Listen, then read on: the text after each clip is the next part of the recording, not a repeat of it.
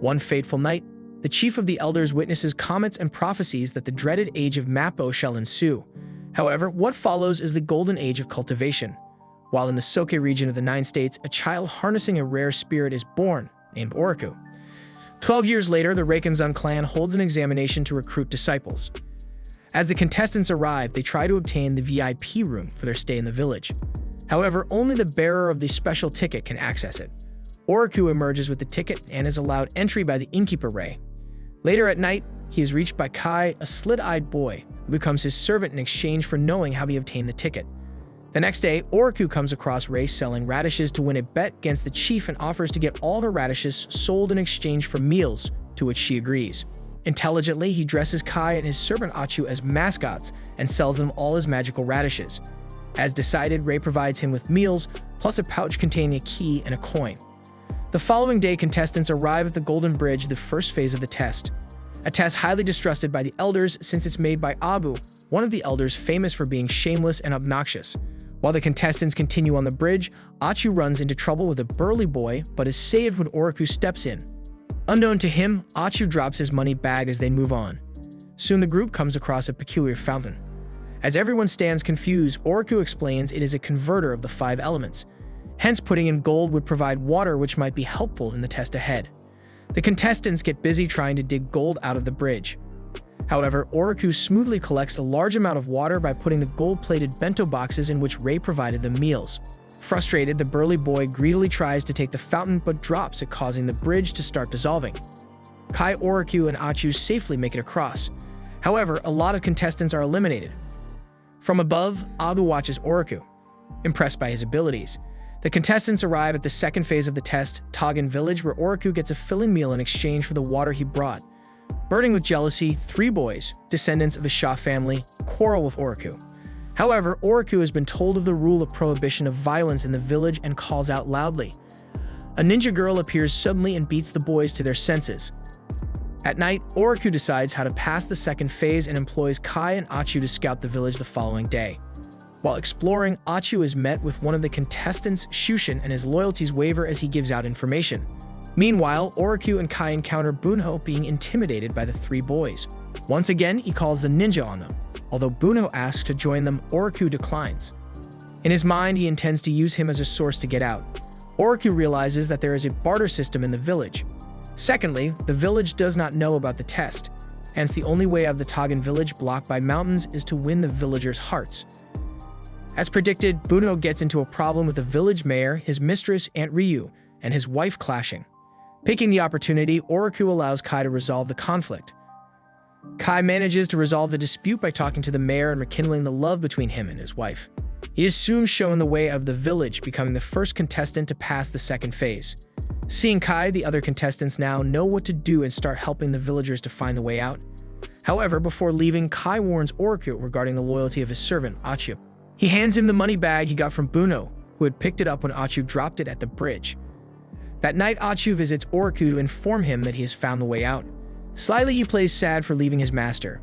Oroku throws the money bag to him, allowing him to go and explore his cultivation. In a swift, Achu grabs the bag and disappears. Left alone, betrayed but confident, Oroku has plans on how to pass the coming phase. The next day, Oroku starts with a new resolve. Oroku starts with helping an ordinary woman, Aunt Ko, deliver to her son, a teacher at the school. At school, he helps the son finish his poem and in exchange, asks for a towel he uses often. To others' disgust, he brings the stinky towel to Ho-chan, a woman in love with Aunt Ko's son, receiving steamed meat. In this way, he continues to exchange goods and gains the acceptance of all 120 villagers. However, the 120 are not all villagers. Intelligently, he starts enraging the 3 boys, inciting them into violence to summon the ninja girl, the 121st villager. He asks her how he can gain her favor. However, she leaves without giving a definite answer. The second time, he summons her by once again getting the boys in trouble. Frustrated, the ninja finally asks for money, the one used in the Reiken Mountain. Oroku gives her the coin he received from Rei in the pouch but changes his mind. Instead, he tries to get the village mayor to start using money in the village but is declined. The next time Oroku attempts to summon Rei, she appears herself. He gives her the key instead of the coin, explaining that the coin was probably something the game master wanted to take from him. However, the key is of no value to him and he exchanges it for money which he gives back to her, passing the second phase. In the third and final test phase at the Snow Blizzard Valley, Kai, Achu, and the other contestants struggle and decide to team up to defeat the formidable level 2 elephant monster. However, the test design makes it grow stronger when faced with more contestants together. Baffled by Abu's ridiculous test design, the elders are further shocked when Oroku, who's supposed to be a month behind, shows up with items such as Cloud Stepping Shoes and the Mystic Frost Sword.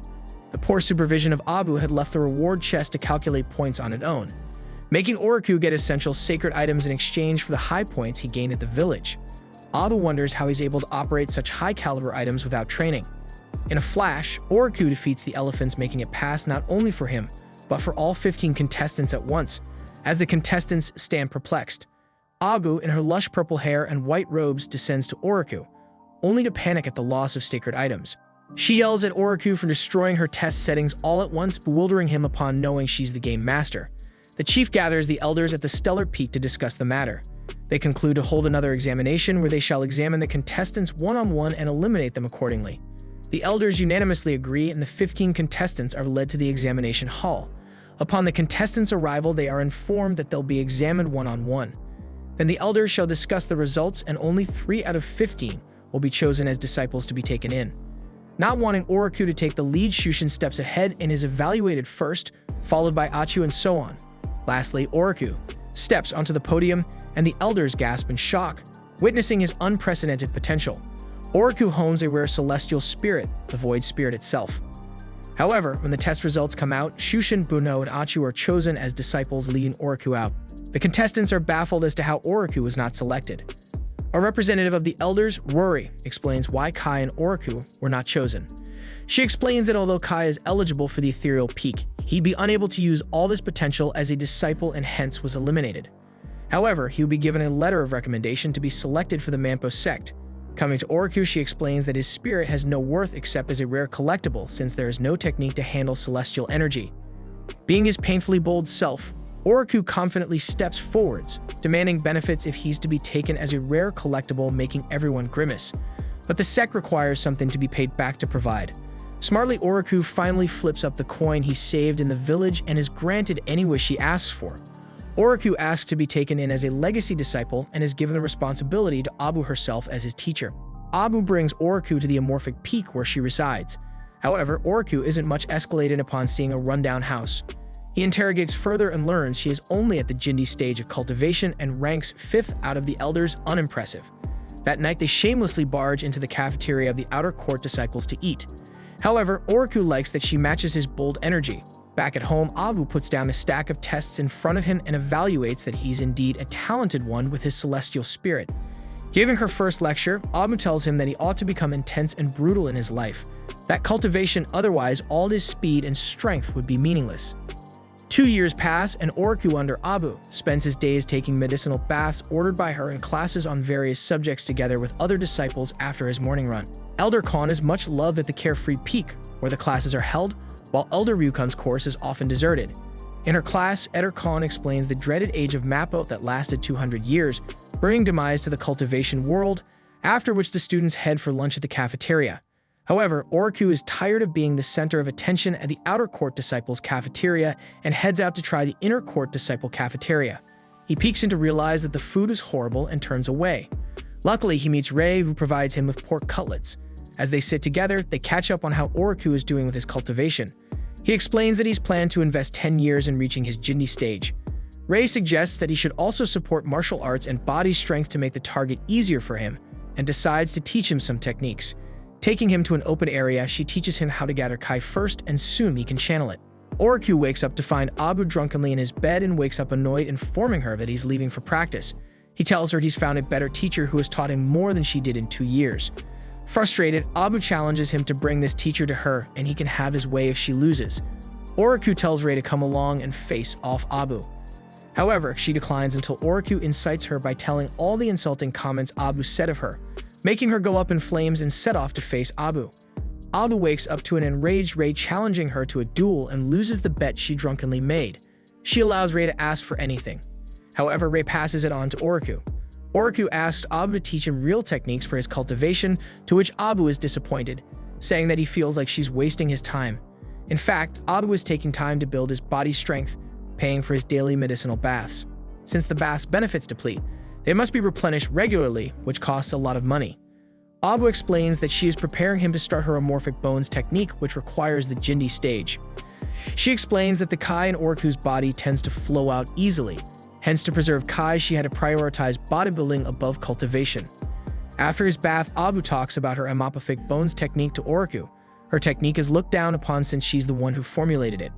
Self-formulated methods are looked down upon rather than passed-down techniques like the Chief's stellar technique.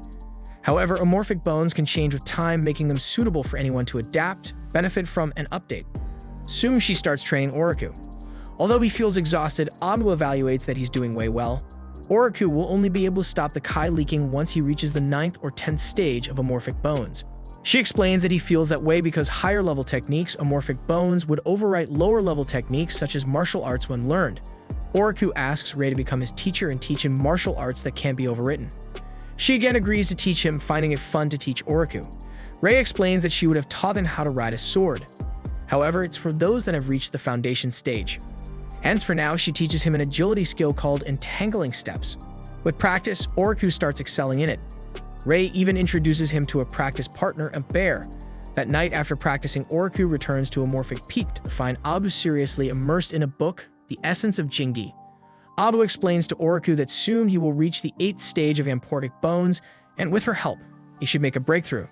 This means he must procure the sanguine berry found on Azure Cloud Peak, a much regulated place with even the chiefs seeking permission to enter. But the Azure Cloud Peak trail for disciples to improve performance is always a way for him to enter through. Oroku reaches Gaku, a senior disciple in charge of the trail, who finds it hard to decline a legacy disciple despite him not matching the requirements for entry. He consults Elder Ryukon, who surprisingly allows. Upon Oroku asking, Rei also provides him with a self-defense weapon for his journey, the Cloud Sword, a kind of sword popular in the Untai Empire and was also used by Kai during the final test phase. Training with the sword, he'll be ready for the trail at Azure Cloud in 7 days. The disciples gather at the entrance of the Azure Cloud Peak, including Achu, Buno, Shushin, and 3 disciples put in by Elder Calm led by Gagku and Kaku. As they enter, Achu quietly manages to sneak in 3 green creatures who quickly hide when they reach their destination. Gaku explains that the trial would be for 5 days under his and Kaku's leadership. However, once again, Oroku, being bold, asks to be in the front. The students advance, sprinting through the forest, leaving the lower-level disciples exhausted. However, Gaku is surprised to see Oroku keep up. Gaku manages to speed them up by giving them the motivation that if they reach the target within 1 day, they can be free to do as they like for the next 2 days. It works, and the group speeds up. Soon they stop to rest and eat. Gaku explains that harvesting food here requires intellect and herbalism that they must have learned in classes. Shushin steps up, revealing that he has an A in intermediate herbalism, but is overshadowed when Oroku brings a bunch of food, announcing that he's an A+ in professional herbalism. As they gather, eating and chatting, Kaku feels something moving towards them through her cloud strings and alerts the group. Bold and confident, Oroku steps ahead with his cloud sword and is faced by a rabid fox. Oroku steps up to the fox, only for them to realize that it's just a lunar fox. A tiny critter whose eyes glow red, making it look fierce when its only motive is to play with humans. The group continues on the journey, making their way through the forest. When they come to a stop, Achu decides to use the green creatures to scare the group and play the hero. The creatures emerge and Achu, playing hero, steps up. However, the creatures run out and what Achu faces are giant ape monsters. Immediately, Gaku takes over and orders Kaku to evacuate. At the same time, he holds the apes off, but as the group runs, they are faced by another monster. A lunar howl stands tall before them. To Kaku's surprise, Oroku challenges the lunar howl, making it unleash its forceful howl and proceeds to beat him up. He then makes lunar howl take down the apes as well. With the monsters defeated but Gaku injured, they decide to call for help. Seizing the chance, Oroku asks them to summon an elder to aid. He group summons Abu. She descends and sends the group off, making a fake excuse that she and Oroku would stay behind to investigate the matter. Free to do as she likes, she plunders the Azure Cloud Peak for valuables with Oroku. Hearing what Abu did at the Azure Cloud Peak, the elders are unhappy, especially Elder Ryukon, since he was indebted to take care of the Azure Cloud Peak while the 7th elder was away. However, the 7th elder doesn't mind and Abu disappears, giving an apology letter stating to reprimand for her sins, which is all just bogus. However, she leaves behind a detailed guide on how to proceed with his amorphic bones in her absence. After Gaku heals, he comes together with the group to thank Oroku for protecting them at the trial. However, Uno stays behind when they leave, asking Oroku to train him in swords arts. Oroku puts forward the condition that he'll obey him. Bunho agrees and they start practicing. While practicing, Oroku incites Bunho to get violent, making Bunho deliver a powerful strike, making him go numb. Oroku had willingly taken the hit since Abu had mentioned in the guide that to break through to the next stage he must take a lethal strike. Oroku finally can feel the amorphic bones working. Practicing with Bunho helps Oroku strengthen himself. Now he needs to see his cultivation progress. In the middle of the night, he visits Rei, and she helps him with inner observance, a method to check one's cultivation progress. Oroku closes his eyes as Rei sends in Kai. He circulates it and sees multiple paths. Rei explains that once he's improved, he will be able to see further. The next time he shows up to Rei, he has broken arms from his lethal practices with Bunho. They once again attempt the inner observance. This time he sees multiple pillars, some of them flickering golden. Rei explains that the pillars are his bones and the flickering are his progress. However, there are only 4 to 5 bones flickering. With further progress, he'll be able to synchronize the flickering as well. To oomph up his progress, Oroku takes Bunho the Rei for a tasty meal, unlike the one he consumes at the outer court cafeteria just because he likes the cook. There he suggests that the 3 of them head back into Azure Cloud Peak. He needs Rei to take care of him since his body will experience an immense change. They decide to head in a week's time, and for the next 5 days, Oroku stays at Rei's inn, preparing for the breakthrough. He and Rei attempt the inner observance once again. This time he's able to align the flickering of all 200 bones of his, and as soon as he does so, a strong beaming new one emerges, making him go through immense pain as the new bone tries to take control of his body. He screams in pain, but Rei quickly interrupts and makes him break out of the trance. Oroku quarrels with a disciple to enter the Azure Cloud Peak and wins it by showing it an elder's seal that Abu had left behind. The 3 gather at the entrance of the Azure Cloud Peak. There he asks for Rei's full name for the permission form, and she says that it's only Rei. Elsewhere, the elders stand to welcome the 7th elder back home. Elder Ryukon hands him the Azure Cloud Peak back, only for him to realize that someone has entered it. Upon seeing Oroku together with Rei wreaking havoc, the chief is bewildered. At the Azure Cloud Peak, the group comes across the golden snake of Carmine that attacks Rei, but she jumps back, killing it. Bunho, wondering how she's unharmed, speculates that the rumors regarding her being related to the chief elder are true. Rei confirms to Oroku and Bunho's astonishment that she's the chief's daughter. Long ago, a 9-tailed fox had shown up. To suppress it, the chief had to cast the universal divine spell together with a sacrifice of his own daughter, Rei, within who he trapped the monster's soul. As they talk, Oroku is urgently summoned to the Pink Hall. At the hall, Oroku meets the 7th elder, Gakenkai. He is astonished to see that he is a black elder, highly speaking of Abu, declaring that any disciple of Abu is a disciple of his. Later, he offers to help Oroku develop into the next stage of amorphic bones, since there was no further guide left by Abu at this point, and gives him a pill. Oroku asks why Gakenkai is so enthusiastic about helping him. Gakenkai explains that he was asked by Abu to help. He further explains how he used to be a slave. Upon arriving at the Reikan sect, Abu believed in his potential and allowed him to cultivate, making him one of the elders today. Hence, any request of Abu is dear to him. At the outer disciples' cafeteria, Oroku is told by the cook that Abu had gotten into a problem with Sekyu's sect and is being questioned. However, she tells him not to underestimate his teacher. Disciples gather around the hall, but Oroku just considers this all another product of his teacher's careless nature. He meets Abu, who explains how she came across a sect called 1,000 Spirits that use the essence and blood-boiling tactic to cultivate, a technique that depletes one's lifespan. Amu detests this method since it makes cultivation unworthy of its true means. She had dueled with some disciples there, creating trouble. Oroku, however, still takes her lightly and as an airheaded. However, unaware, Rei had been listening to the conversation and advised him to not underestimate her. The amorphic bones she has taught him are the real deal, and she herself had gone through unprecedented turmoils to get where she is. At the hall, Abu arrives to handle the matters herself. A member of the Sekyu sect, Shiho argues with the elders to hold Abu accountable. He insults Gakenkai for being black and hence inferior, and accuses the elders of protecting Abu. Sacred, he is worried that if he's exposed to how he had deceived people into the depletive cultivation method, he'll be jailed for life and held accountable for tarnishing the reputation of the Sekyu sect. However, although the elders dislike Abu and her personality, they stand united in her defense. All of them believe that Abu's statement is true and she won't lie. Abu arrives to handle the matters herself at this point. Thanking the elders for believing in her, she turns to Shiho, confronting him. Although Shiho is at the nascent stage, she challenges him to a duel. The chief transforms the space into an arena, and the disciples gather to watch the duel. Carefree and relaxed, Oroku places bets for the duel down below, while Abu has an eye set on Shiho's Kazan sword, a valuable prize. She demands that if she wins, Shiho will take his claims back and surrender his valuables. The duel starts off with Shiho quite confident. He turns the arena into a rocky ground suitable for him to operate and attacks Abu with a powerful spell. Abu easily with a single touch stops it. As the duel advances, Shiho soon realizes that Abu is far wiser.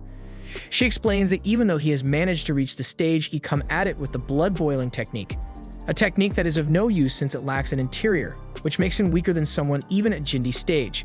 The essence of cultivation is to strive for the coming breakthrough. Unlike him, she reached that stage with hard work. Shiho accepts defeat, handing over his valuables and returning. Upon return, he is met with Kosho, who overpowers him and turns him into a donkey for coming back with a loss. As Kosho retires for the evening, he sits down to study on Reikin sect. However, he is surprised to see little information available on them, which makes him grow curious. Kosho appoints 2 men to infiltrate the Reikin sect to gather more information and sends a parcel for the flying sword to the chief of the elders. Upon receiving the package, he finds 2 donkey burgers inside and comes to know that they are the ones made out of Shiho. The chief calls Elder Reikin and explains that they should take matters seriously and start looking over the Seikao region. His decision is to send disciples to meddle in all 9 areas. At first, Elder Ryukon is worried but ends up agreeing. Meanwhile, the 2 appointed men look for trouble and come across Oroku, going to meet someone. Realizing he's a legacy disciple, they follow but are caught by him and defeated. Oroku then meets the one he's come for, his old friend Kai, while the 2 men return to inform Kosho about the legacy disciple and are sent back to continue gathering info. At Amorphic Peak, Oroku bribes Abu to tell him of her relationship with Gak and Kai. In answer, she sends a big blow to his forehead. However, it has no effect, making her realize he's already reached the 9th stage. He informs her that Gak and Kai has helped him advance and asks her to teach him amorphic swords. Oroku chooses to learn the amorphic sword through wisdom, and soon Abu starts making him memorize sets of sword techniques. Once he has learned all the skill sets, she gives him his next task: to form his own style, since everyone has had to have their own way of fighting. Perplexed, he sits at the outer court disciple cafeteria, where the cook inquires if he's alright. Oroku tells her the task he's been given. She advises that wisdom is different from intellect, and that's how he should approach it. Oroku realizes the cook is not an ordinary person but a skilled fighter and asks her to teach him. Practicing with her for several days, he manages to start getting hold. Later, the crowd of disciples gathers as the elders deliver and explain their decision to begin sending disciples to all 9 states, gain experience, and return with a report. At home, Abu explains that it's an opportunity for Oroku to break emotional ties with the ordinary world, since a cultivator's world is quite different from a commoner's. Cultivators live long, seeing their loved ones pass and die. For his journey, she gives him the Kazan sword.